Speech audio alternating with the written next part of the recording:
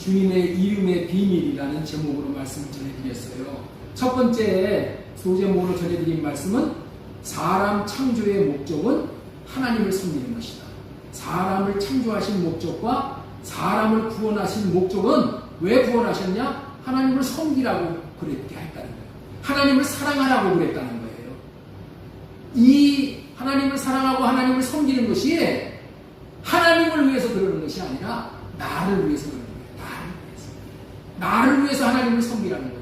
이 깊은 진리가 깨달아져야 돼요. 내가 하나님을 잘 섬기는 것이 그게 나를 최고로 잘 되게 하는 거예요. 그런데 두 번째로 전해드린 말씀은 섬기지 못하는 자를 다루시는 하나님. 섬기지 못하는 자들에게 하나님께서 질병도 주시고 전쟁도 허락하시고 칼도 허락하시고 그래서 어떻게 돼? 회개하고 돌아와서 이제는 하나님을 섬기는 자의 자리에 앉게 하시는 하나님. 이 하나님이 얼마나 좋으신 하나님이에요. 섬기는 때를 놓치면은 심판이 기다립니다. 심판이. 섬기는 때를 놓치면 여러분들 우리가 하나님을 섬기고 사랑할 수 있는 이웃을 사랑할 수 있는 때가 있어. 때가. 섬기고 싶다고 마음껏 내 마음대로 섬기는 게 아니야. 하나님이 섬길 수 있는 때를 주시지 않으면 못 섬겨. 섬길 수 있는 때에 우리 하나님 섬기고 이웃을 섬기고 사랑하는 가족들을 잘 섬겼으면 좋겠습니다. 주님의 이름으로만 섬길 수 있는 비밀을 누리게 된다. 어떤 사람이 섬길 수 있느냐? 주님의 이름을 받은 사람, 주님의 마음을 받은 사람만 섬길 수 있다. 아무리 섬길 수 있는 기회를 줘도 못 섬겨. 왜? 주님의 마음이 아니에요. 주님의 마음은 섬기는 마음이잖아요. 이런 네 가지의 소제목으로 은혜를 같이 나누게 된 줄로 믿습니다. 오늘은 영생을 얻는 믿음이라는 제목으로 하나님의 말씀을 배워나고자 합니다. 우리 한번 따라서 한번 하겠습니다. 영생을 얻는 믿음. 사람에게는 누구나 절망이 있습니다. 절망 중에서도 가장 큰 절망은 무엇이라고 여기십니까? 얼마 전에 대학병원 응급실에서 젊은 여인이 죽은 남편의 시체를 붙잡고 절망하고 울고 있었다는 말을 들었어요. 당신이 죽으면 나는 어떻게 살라고? 당신이 죽으면 나는 어떻게 살라고 이렇게 내 곁을 떠났어 하면서 통곡을 하는데 그 모습은 절망이었어요. 사람은 죽음 앞에서 아무것도 할 수 없습니다. 사람은 죽음 앞에서 속수무책인 거예요. 그런데 그 죽음이 사람에게 한 번은 반드시 찾아오게 되어 있어요. 히브리서 9장 27절 말씀 보겠습니다. 한 번 죽는 것은 사람에게 정해진 것이고 그 후에는 심판이 있으니 사람은 누구나 피할 수 없는 것은 받아들여야 하는 거예요. 그 대신에 자신이 언젠가 죽는다는 것을 기억하고 죽음의 때까지 어떻게 살까? 하나님이 기회를 주시는 이때까지 어떻게 살까 하고 깊이 생각하고 하루하루 다른 선택을 하면서 살아야 지혜로운 삶을 살 수 있는 거예요. 그런데 한 번 죽는 것을 알았으나 죽음의 때까지 어떻게 살아야 할까 고민하고 잘못된 삶을 산 사람들이 있어요. 그 사람을 잠깐 소개를 하면은 이래요. 모스크바에 가면은 레닌의 무덤이 있어요. 레닌의 시체를 썩지 않게 방부 처리하여 두었어요. 아직도 죽을 때의 그 모습으로 누워있는 레닌을 볼 수가 있어요. 또 베이징에 가면은 천안문 광장에 모택동에 무덤이 있어요. 거기에도 생전의 모습 그대로 누워있는 거예요. 또 북한의 금수산 기념궁전에 가면은 김일성의 무덤이 있어요. 생전의 모습 그대로 썩지 않게 하여 많은 사람들이 참배하러 오는 것을 매스컴을 통해서 복원하잖아요.